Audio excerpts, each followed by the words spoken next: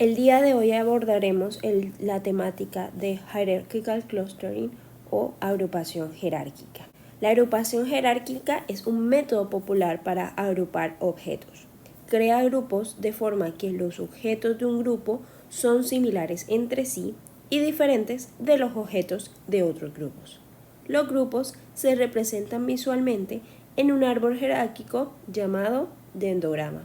A continuación, están viendo en pantalla un dendrograma o árbol jerárquico. Como pueden observar en la parte inferior, se nombran diferentes ciudades de Estados Unidos. Estas ciudades de Estados Unidos comparten entre sí características. Por ejemplo, las del grupo azul tienen características similares que hacen que se agrupen, a diferencia de las características del grupo verde. Las del grupo verde, los elementos o las ciudades que están contenidas en el grupo verde tienen características entre sí que las hacen similares y distintas del grupo azul, así como del grupo naranja, también como del grupo rojo. ¿Cuáles son los dos tipos principales de agrupación jerárquica? Está el aglomerativo.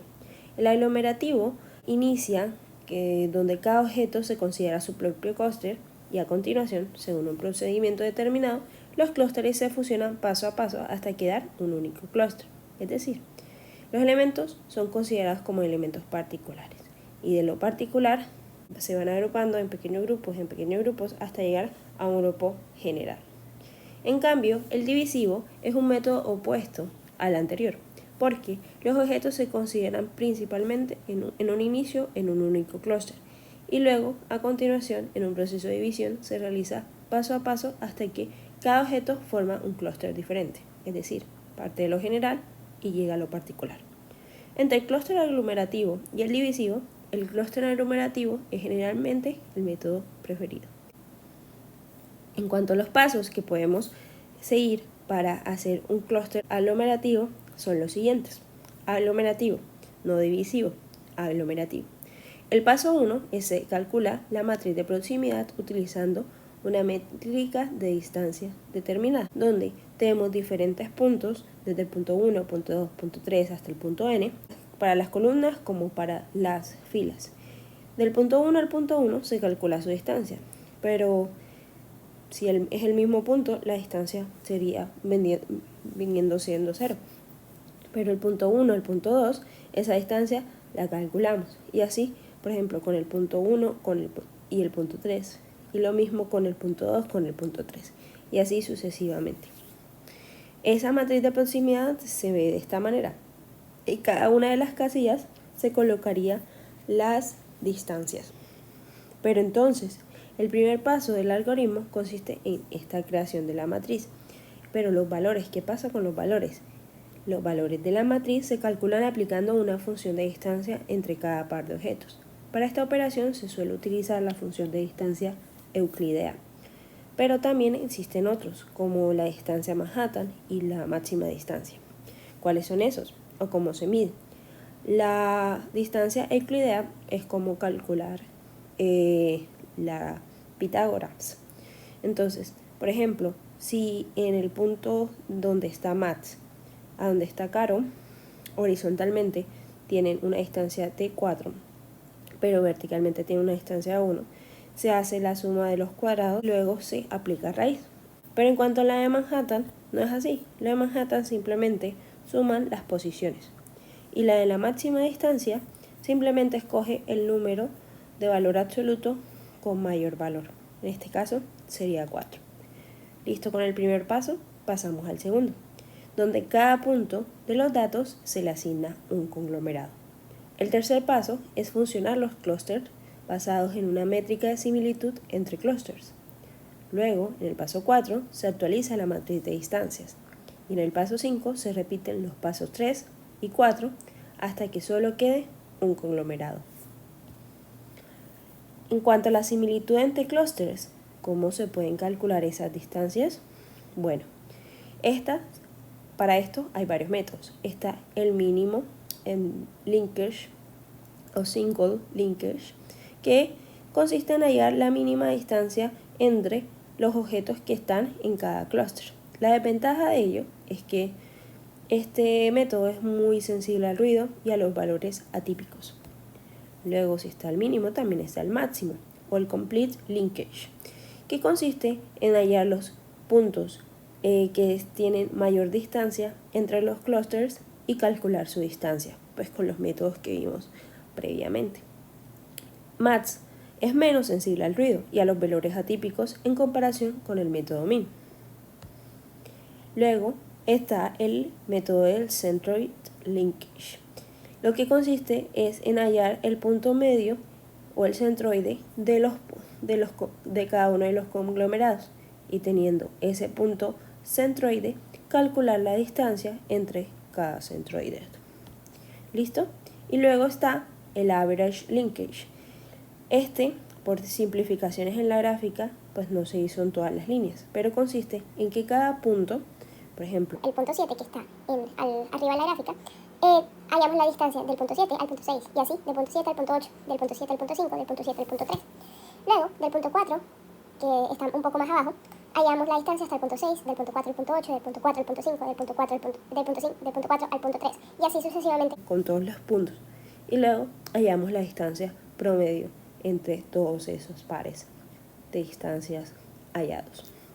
Finalmente, tenemos el WAR linkage. Es el más usado, pues el método analiza la varianza de los conglomerados en lugar de medir directamente las distancias, minimizando la varianza entre los conglomerados.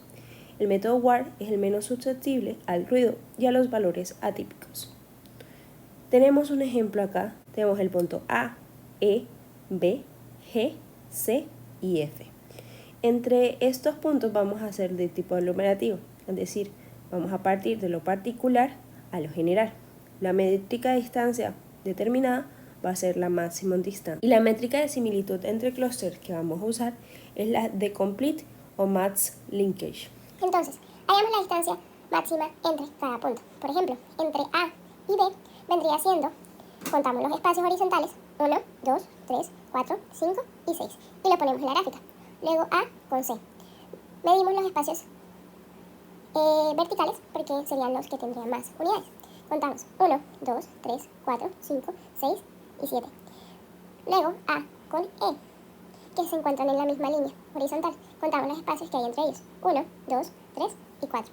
Y así con el resto. Identificamos que los números mínimos el número mínimo es 2. Por ejemplo, E y B tienen una distancia de 2 y C con G tienen una distancia de 2. Entonces procedemos a agrupar E con B y C con G. Ya teniendo estas agrupaciones, tracemos nuestra tabla. Entonces, tenemos el punto A, el grupo BE, el grupo CG y el punto F. Entonces, hallamos las distancias. Habíamos dicho que íbamos a hallarla con el complete max linkage, es decir, la máxima distancia posible entre ellos. Entonces, entre A y el conglomerado BE, sabemos que A está más distante de B, así que hallamos esa distancia máxima. Contamos los espacios horizontales de cada uno. 1, 2, 3, 4, 5, 6. Y así con los demás. Lo que hallamos es que la mínima distancia es 6 y 5. 6 lo va a tener A con B y con el conglomerado de BE y F con el conglomerado CG. Entonces, armamos el conglomerado. ¿Cómo se vería nuestro dendrograma? Sabemos que E con B forman un grupo más específico, igual C con G. Luego A con el conglomerado de E con B y luego C con G, el conglomerado de CG, forman un conglomerado con F. A continuación, vamos a ver un ejemplo de la agrupación jerárquica. En este ejemplo vamos a tomar como base dos archivos CSV llamados Country Data y Data Dictionary. ¿Qué contienen estos dos archivos CSV? Si nos vamos al input del ejemplo, podemos ver que el archivo Country Data es un dataset o conjunto de datos que contienen en una columna los países y en el resto de columnas sus respectivas variables. Y en el dataset de Data Dictionary es otro dataset que sirve como diccionario de datos y que contiene en cada columna el nombre y la descripción de los datos, tal como se ve en este ejemplo. Lo primero que vamos a hacer es importar las librerías y luego importamos los dos datasets bajo variables path que sirven para definir nuestras rutas a nuestros archivos CSV. Luego a esas rutas les asignamos a cada una variable de tipo data frame para leer esos archivos CSV y cargarlos como data frame. Y a cada uno de nuestros data frames les mostramos las primeras filas de nuestros datasets. Por ejemplo, este es el dataset de diccionario y este es el dataset de país. Luego en nuestro data frame de país mostramos la información del tamaño del dataset de país. Por ejemplo, es este, 167 por 10. Luego a cada uno de nuestros data frames les mostramos la información básica de cada uno de nuestros datasets. El número de datos, el nombre de la columna, el conteo si hay nulos y el tipo de datos de cada dataset, tal como se ve acá. Luego en el data frame de país mostramos las estadísticas descriptivas básicas de nuestro dataset de país, tal como se ve en este ejemplo. ¿Lo ven? Acá está. Luego en cada data frame hacemos un recuento de los datos para saber cuántos valores son nulos y sumarlos. En este ejemplo no tenemos valores nulos, por lo tanto es 0. Estamos bien. Ahora lo que hacemos en el data frame de países es contar el número de países únicos en la columna content, que es de 167. Pero, ¿cómo vamos a usar la técnica de aprendizaje no supervisado? No vamos a necesitar la columna content, país, acá. Así que vamos a eliminarla. Para eso, creamos otro data frame usando el data frame país y utilizando el método drop y el parámetro axis1, donde le decimos al algoritmo que queremos eliminar una columna en vez de una fila, eliminamos la columna content y a eso se le asigna el data frame. A ese nuevo data frame les mostramos las primeras filas, como esta. Ahora vamos a la parte de correlación. En estas líneas de código se crea la correlación. Lo que hace es crear a partir de las variables que nosotros tenemos, convertirlas en una matriz de correlación entre todas las columnas del conjunto de datos. Primero, se crea la matriz de correlación usando el data frame data y luego se crea un gráfico para mostrarlo, en este caso un mapa de calor. En estas líneas de código se crea la correlación y luego se crea una gráfica, tal como se ve acá, un mapa de calor, donde los valores están en las celdas y entre más oscura es la celda, más negativa es la correlación, pero entre más clara la celda, más positiva es la correlación. Los que van aumentando más cerca a uno aumentan positivamente. Viendo la correlación que hay en el mapa de calor, podemos confirmar que las variables que se relacionan negativamente son mortalidad infantil y expectativa de vida con 0,89. Y las que se relacionan positivamente son total de fertilidad, ingresos, importaciones y exportaciones. Y también PIB por capital. Posteriormente se crean los gráficos de cajas y bigotes. Primero se crea una figura y un conjunto de subgráficos 3x3 que se usarán para mostrar los postplots. Luego se crean esos postplots para las variables y se muestran tal como lo vemos acá. Estos son los pods y estos son los outliers, las cajas y los outliers. Acá, como podemos observar, podemos identificar muchos datos outliers, como por ejemplo ingresos por persona, exportaciones y por capital. Ahora podemos remover esos outliers, pero no lo vamos a hacer porque nuestro dataset es muy pequeño, de solo 167 filas. Posteriormente creamos gráficos de dispersión que nos van a mostrar cómo se comportan nuestras variables entre sí, tal como se ve acá en este ejemplo. Estos puntos son las correlaciones, por ejemplo, PIB por cápita y mortalidad infantil. Y esto de diagonal son como los datos de las variables, que son entre 1000, PIB por cápita y PIB por cápita. Luego hacemos un scaling o escalamiento de los datos.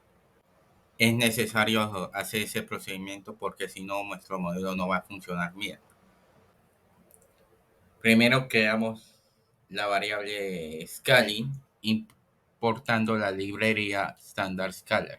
Luego creamos otra variable llamada scal y llamamos a la variable scaling que ajusta al escalador del data frame data, que es esta que hemos creado previamente. Luego creamos otro data frame llamado scaldf, que es donde van los datos escalados, y luego se leen las primeras filas, como esta. Ahora sí se viene lo bueno. Vamos a la parte de agrupación jerárquica. Y tal como lo dijo nuestra compañera Luisa, la agrupación jerárquica está dividida en dos tipos, aglomerado y diviso. En nuestro caso vamos a usar el aglomerado. Primero vamos a crear un dendrograma, tal como lo vemos acá. Luego importamos el dataframe scal que fue previamente creada.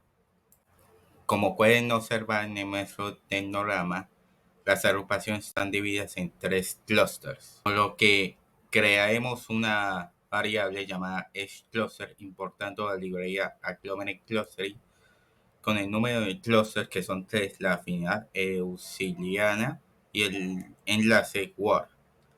El edgeCluster lo que hacemos es ajustar el escalador con el dataframe scaldf y luego creamos otra variable edgeClusterLabel y añadimos las etiquetas. Y luego creamos otro dataframe llamado edgeClusterDataFrame donde se importa el dataframe país visto previamente. A ese dataframe cluster se añaden las etiquetas y se muestran las primeras filas, como esta.